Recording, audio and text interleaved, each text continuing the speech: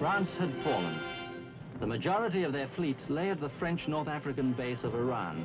The mission of the British Royal Navy: keep the French fleet from Nazi hands.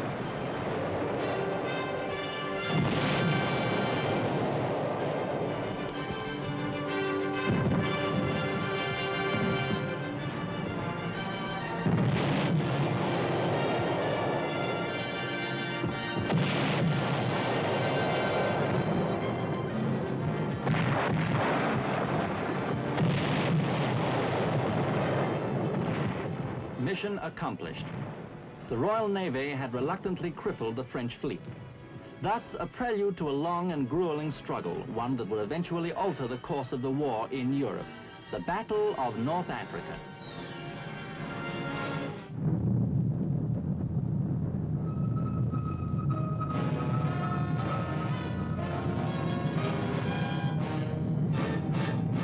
The United States Army presents The Big Picture, an official report produced for the armed forces and the American people.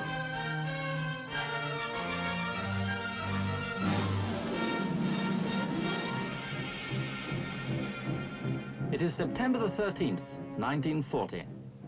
3 months previously, on June the 10th, Italy had joined her Axis ally Germany in war against the British. Upon war's outbreak in Poland in 1939, Italy had declared itself non-belligerent, had played a waiting game. But Hitler's war machine had moved fast. Mussolini had no alternative now but to actively enter the conflict.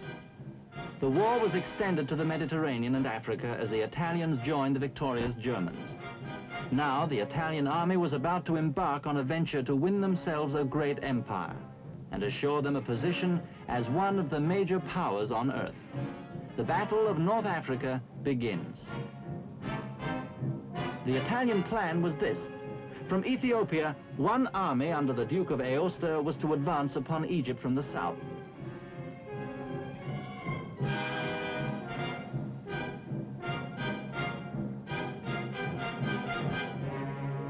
Another, under Marshal Rodolfo Graziani, was to drive east from Libya. Combined strength of the two armies totaled 500,000 men.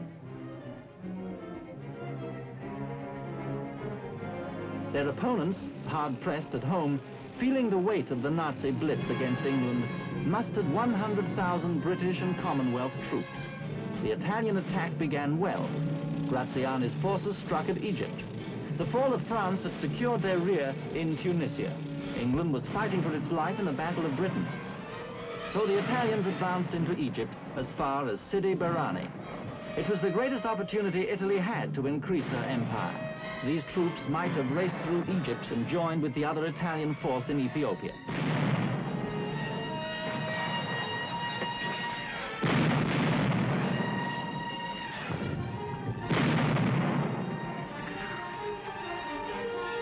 But the goal of a great empire turned into an illusion, ultimately to disaster.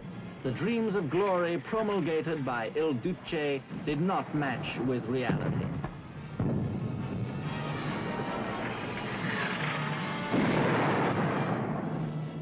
The desert terrain was fearsome.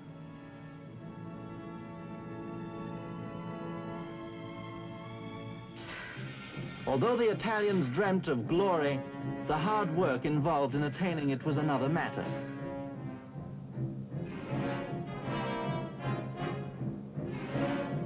The troops were often sick, always homesick.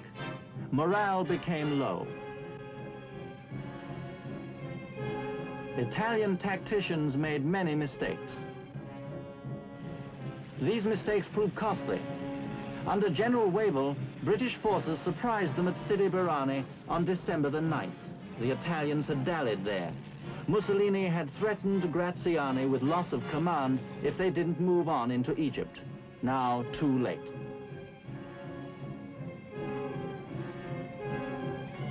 British armor raced along the Libyan coast.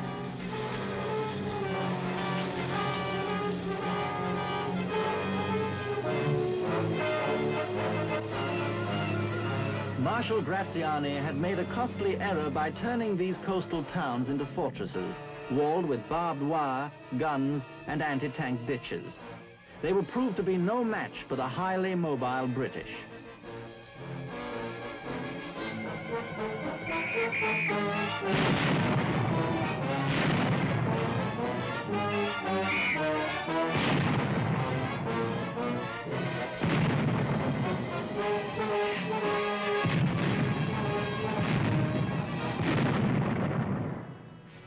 El Solam, Bardia, Tobruk, Derma. One after another, the towns fell to the British. Benghazi. The Italians made a hasty exit, retired from the city.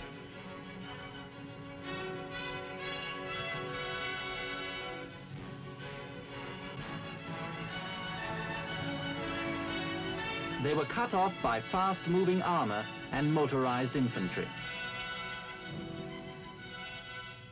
The Italian army was trapped. British Empire forces captured over 133,000 prisoners. Their own losses, 604 men. By February the 8th, 1941, they occupied the eastern half of Libya, as far as the town of El Agila.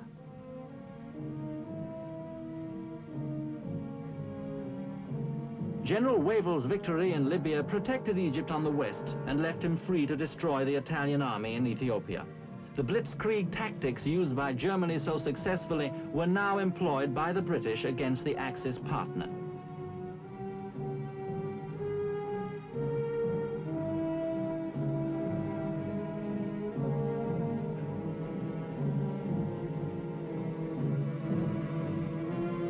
Under orders from Rome, the Duke of Aosta made a last stand, but by May the 19th, all Italian resistance had ended.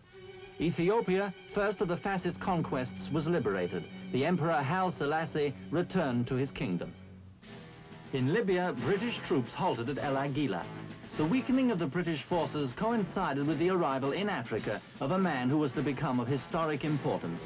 February the 12th, 1941, General Erwin Rommel, veteran of the Polish and French campaigns, arrived to take command of the Afrika Korps.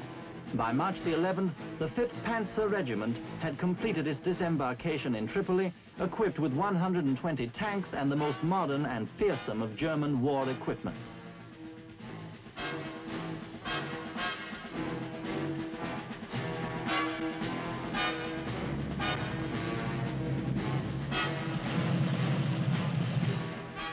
The Afrika Korps had been extensively trained for desert warfare.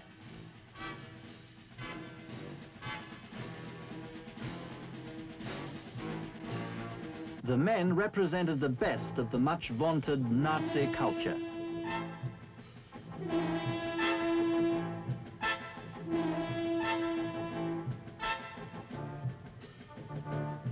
Special equipment for the troops had been provided by the Tropical Institute at Hamburg.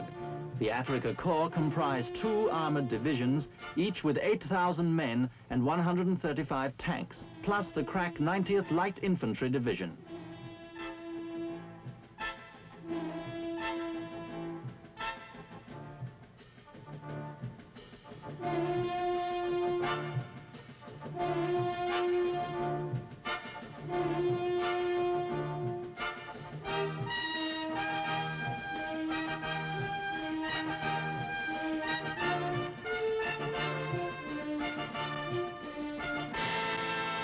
Rommel attacked the weakened British position on March the 24th.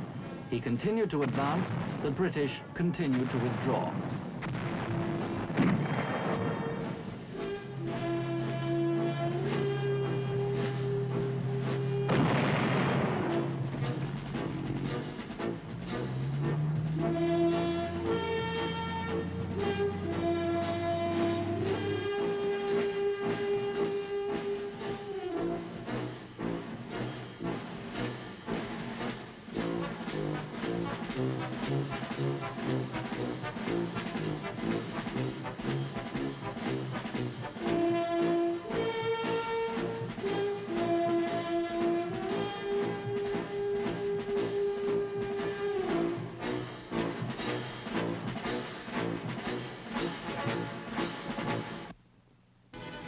On April the 1st, the Germans moved into Benghazi. Rommel had seized the initiative. He proved a formidable foe who commanded respect even though serving in the enemy cause. His strategy in using the awesome Mark III and Mark IV tanks, which outranged the British in firepower, was amazingly skillful. The British were forced to stabilize their forces farther to the east.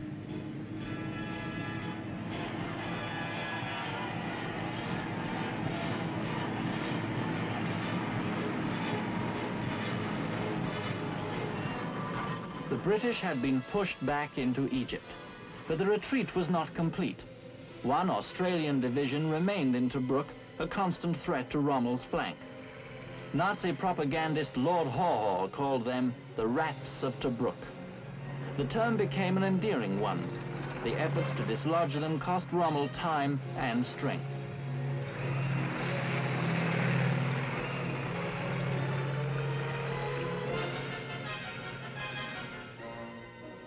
The area of Tobruk was about twice the size of the District of Columbia. The town itself consisted of plain one-story stucco buildings arranged in half a dozen crisscrossing streets. Rommel's intention was to attack Tobruk as quickly as possible, before the British had recovered from the onslaught of the Afrika Korps. The combined offensive he ordered on April the 10th was brought to a halt. His attacks on the 11th and 14th were also unsuccessful.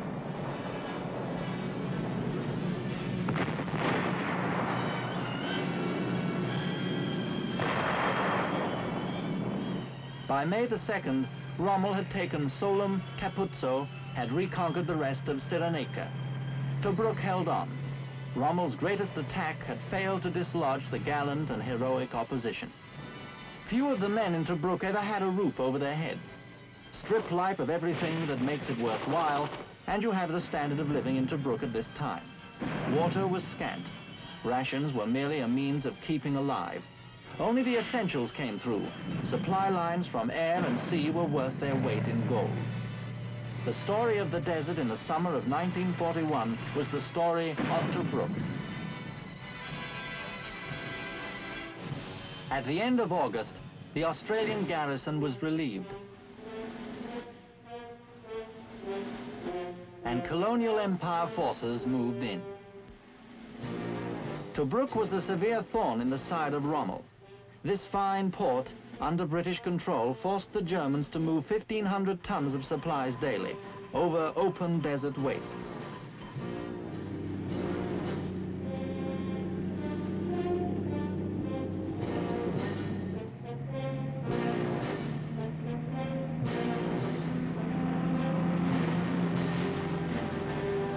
Tobruk was sorely needed as a supply point close to the front. Thus, the siege was strengthened during September. On the morning of December the 4th, Rommel launched a heavy attack that was very nearly successful.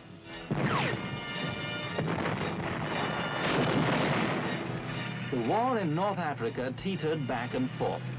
On May the 26th, 1942, the German offensive was launched in full force. Said Rommel, "To every man of us, Tobruk was a symbol of British resistance, and we were now going to finish it for good."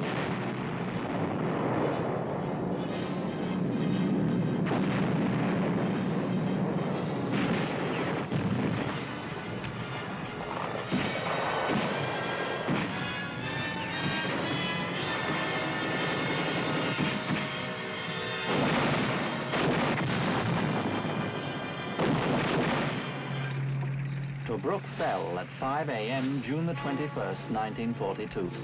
On June the 22nd, Rommel learned from Hitler's headquarters that he was a field marshal. Wrote Rommel to his wife, "I would much rather he had given me one more division."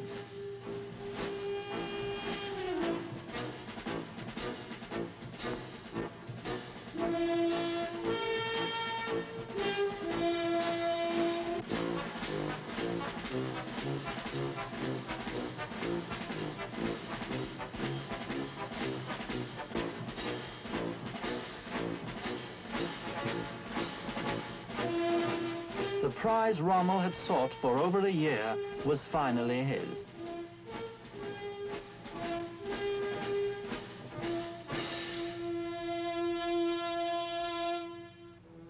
At great cost to both sides.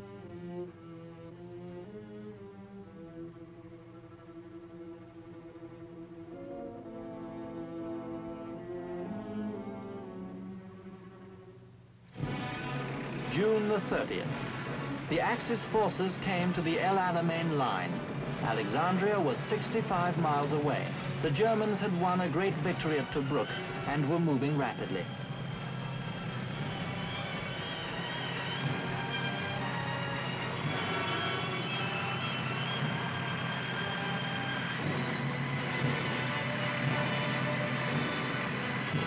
Field Marshal Rommel was at the peak of his professional career.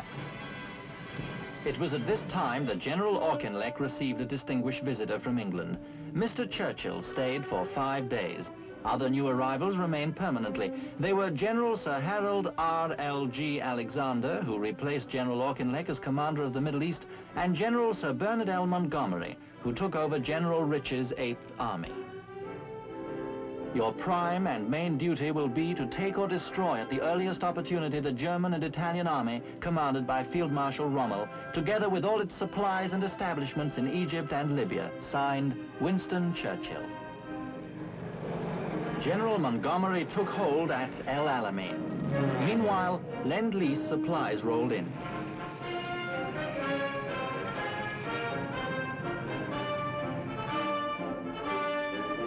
President Roosevelt ordered every spare Sherman tank shipped to North Africa. Both sides were girding for what obviously was to be a decisive battle.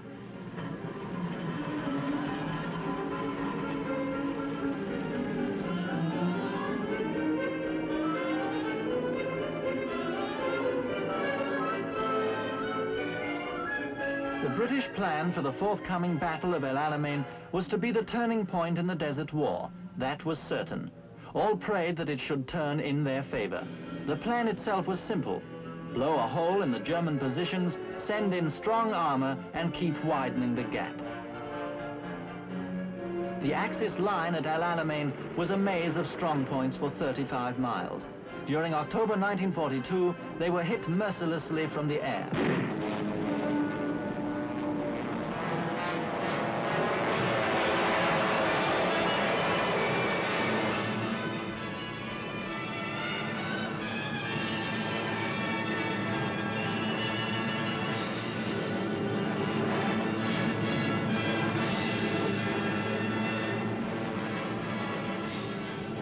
Axis shipping was badly damaged.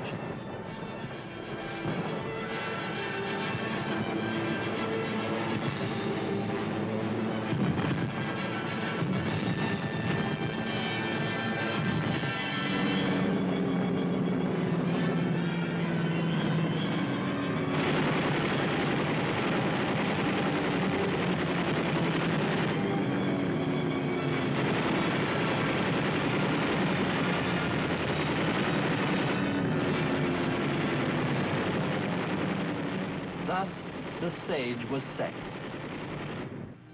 There was no secrecy about the British plan. General Montgomery had made it known to every man. In a personal message to his troops, he said, "The battle which is now about to begin will be one of the decisive battles of history. It will be the turning point of the war.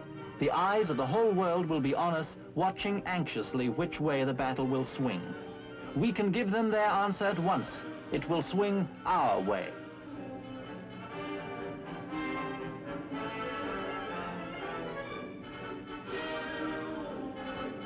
Montgomery had said, "Give me a fortnight and I can resist the German attack. Give me 3 weeks and I can defeat the Boche. Give me a month and I will chase him out of Africa." Thus he instilled in his troops his own supreme confidence.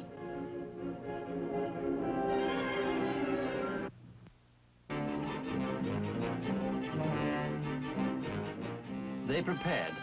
Guns ready. Equipment ready. Men ready.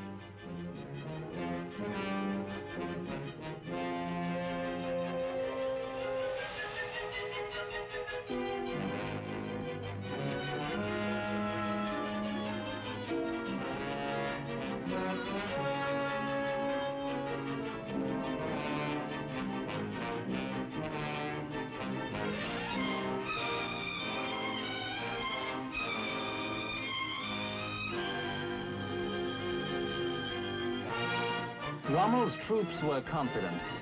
German and Italian radios began promising complete independence for the Egyptian people and made dates for the Africa Corps with the ladies of Cairo and Alexandria upon their victory.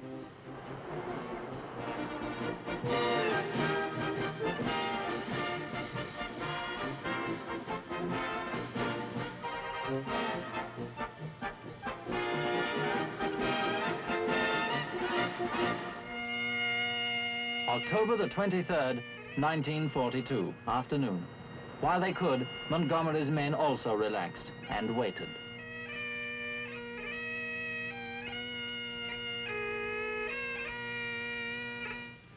In late afternoon, the British forces moved to the assembly areas.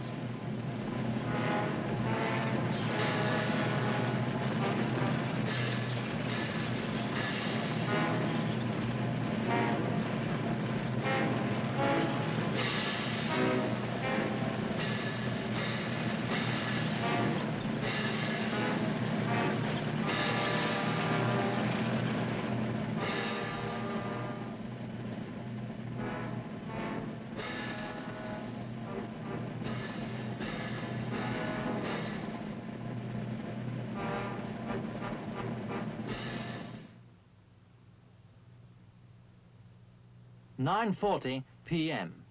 A still desert night. The Battle of El Alamein begins.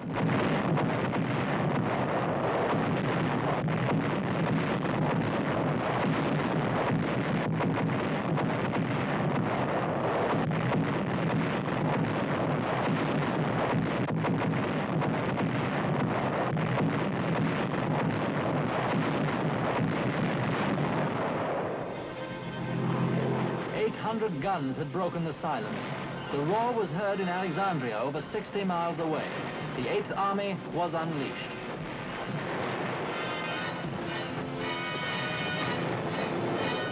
General Montgomery chose the north to make a breakthrough. It would threaten the coastal road, which was the enemy's life, and would imperil his forces to the south. By dawn on the 24th, the Axis main defenses were bitten deep.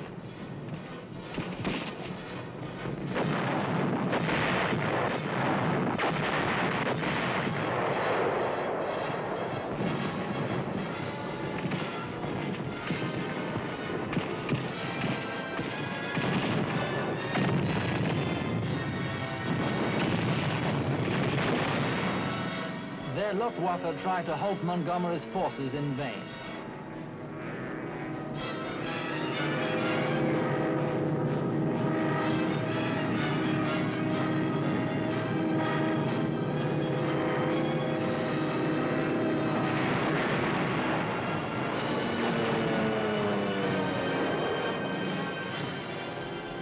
British air power blasted them from the skies.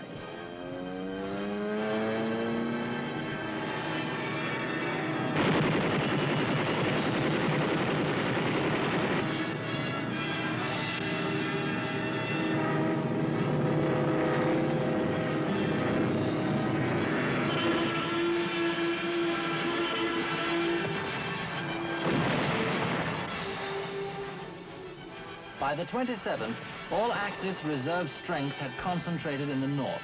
An advanced position called Kidney Ridge was counterattacked 5 times in a single day by the 15th Panzers, but held out.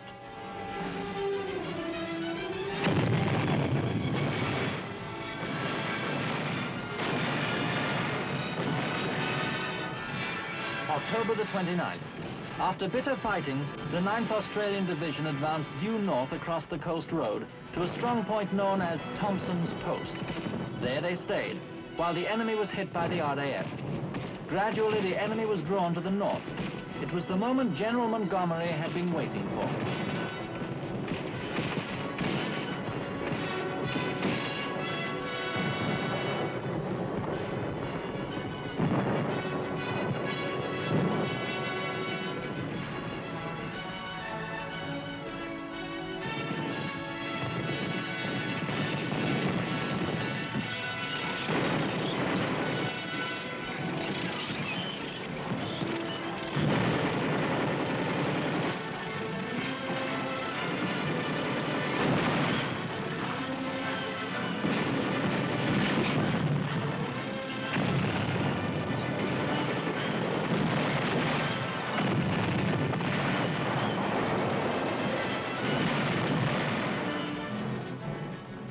With Rommel concentrating everything to the north, gaps in the line were made to the south.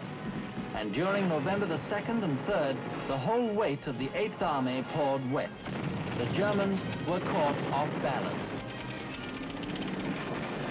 Taking advantage of the enemy's weakness, the British forces broke through all along the line.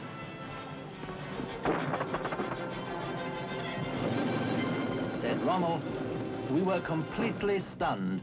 For the first time during the African campaign, I did not know what to do." His army was relentlessly pushed back.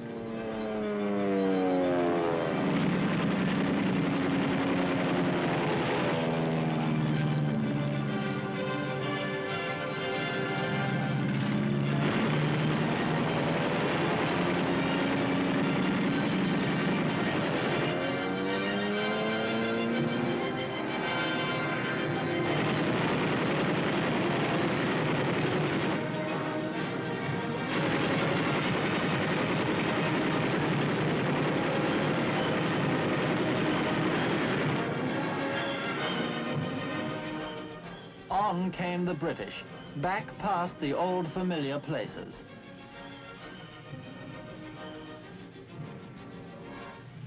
Hordes of prisoners were taken. The Axis had suffered its first great defeat. The tide had turned, and already in the United States and Britain, preparations were underway for the invasion of North Africa on a scale never before equaled in military history.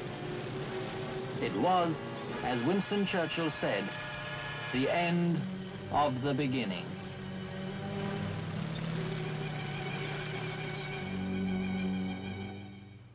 The battle for El Alamein was a tremendous physical and psychological victory for the British forces. But the battle for North Africa and the Middle East was far from over. In our next issue, you will see how a tremendous undertaking, the invasion of North Africa by combined American and British forces, cleared the enemy from the Middle East and paved the way for the invasion of Europe through Italy.